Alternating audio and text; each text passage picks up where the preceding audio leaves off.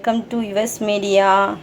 ரொம்ப நாளைக்கு அப்புறம் திருப்பி வீடியோ போட வந்திருக்கேன். இப்போ நம்ம என்ன பண்ண போகிறோன்னா காளான் கிரேவி அதை ஸ்டார்டராக பண்ண போகிறேன். ஸோ ஒரு 200 கிராம் காளானை கட் பண்ணி வச்சுருக்கேன் கழுவி. அதுக்கப்புறம் குடமிளகா அதையும் 2 சின்ன சைஸ் கட் பண்ணி வச்சுருக்கேன். ஒரு மீடியம் தக்காளி, ஒரு பெரிய வெங்காயம், 4 பச்சை மிளகா கட் பண்ணி வச்சுருக்கேன். ஸோ இந்த ட்ரைக்கு இந்த மசாலா போட்டால் ரொம்ப நல்லாயிருக்கும். ஒரு ஸ்பூன் தனியா,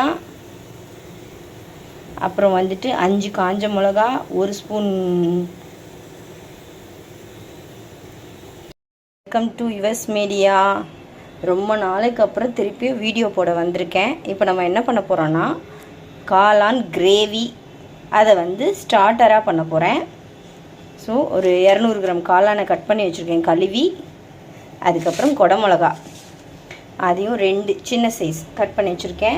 ஒரு மீடியம் தக்காளி, ஒரு பெரிய வெங்காயம், 4 பச்சை மிளகா கட் பண்ணி வச்சுருக்கேன். ஸோ இந்த ட்ரைக்கு இந்த மசாலா போட்டால் ரொம்ப நல்லாயிருக்கும். ஒரு ஸ்பூன் தனியா, 5 காஞ்ச மிளகா, பட்டை, ஒரு 3 லவங்கம், ஒரு ஸ்பூன் சீரகம், ஒரு ஸ்பூன் மிளகு. தனியா கொஞ்சோண்டு ஃப்ளேவருக்காக. ஸோ இதெல்லாம் நம்ம இப்போ வறுக்க போகிறோம். ஆரம்பிக்கலாமா? இப்போ நம்ம அடுப்பத்தை வச்சு வடை சட்டி குட்டியாக வச்சுருக்கேன். ஏன்னா ரொம்ப தேவையில்லை இது ட்ரை ரோஸ்ட் ஆகிறதுக்கு. ஸோ நமக்கு என்னென்ன தேவை அதெல்லாம். எண்ணெய் காஞ்சிடுச்சு, கொஞ்சமாக தான் எண்ணெய் ஊற்றிருக்கேன். உங்களுக்கே தெரியும், அரை ஸ்பூன் அளவுக்கு தான். இப்போ இதில் அந்த பட்டை லவங்கம், அப்படியே இந்த தனியா எவ்வளோ இருக்குன்னு தெரியும் பாருங்கள். உங்களுக்கு கையில் எடுத்து போடுற அளவுக்கு தான் இருக்கும். மிளகு, சீரகம் எல்லாமே அப்படியே இதில் அப்படியே ஃபுல்லாக கொட்டிட்டு இதையும் கொட்டி அப்படி லைட்டாக ட்ரை பண்ண வேண்டியதான். இது அப்படியே லைட்டாக இங்கே வறுபடட்டும். ஆரம்பிப்போம். இதாங்க லைட்டாக, ரொம்ப இதாகக்கூடாது. உங்களுக்கு பெருங்காயம் தேவைன்னா பெருங்காயத்தில் கொஞ்சோண்டு போட்டுக்கலாம், பெருங்காயத்தூள்.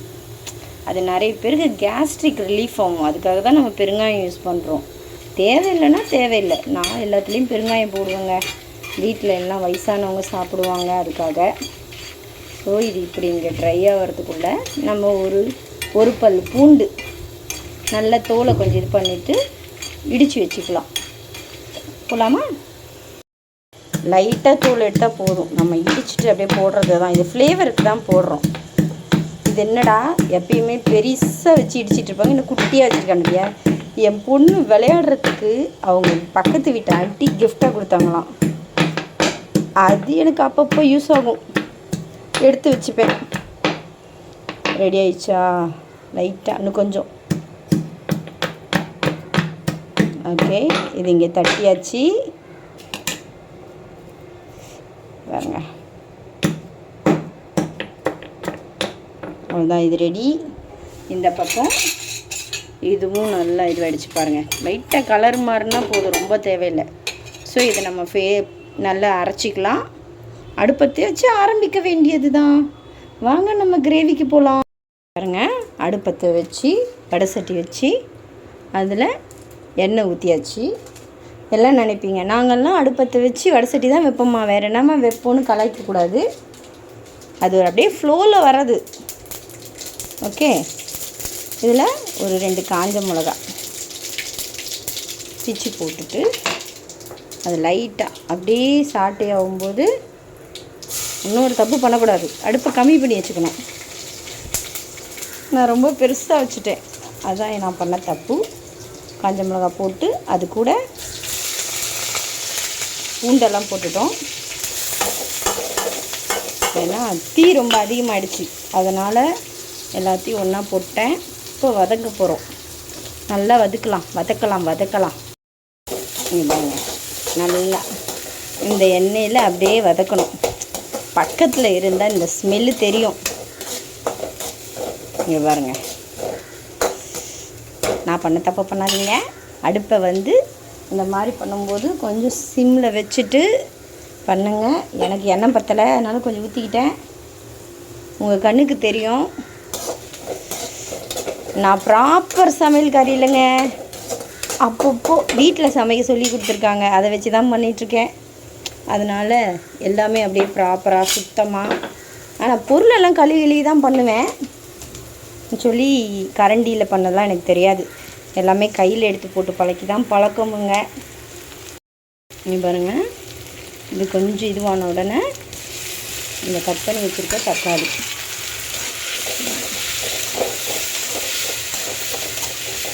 இப்போ இதில் என்ன பண்ணியிருக்கணும்னா, இதில் ஒரே ஒரு விஷயம் என்ன தெரியுமா, நம்ம வந்து ஸ்டார்டர் மாதிரி சாப்பிட போகிறோம்.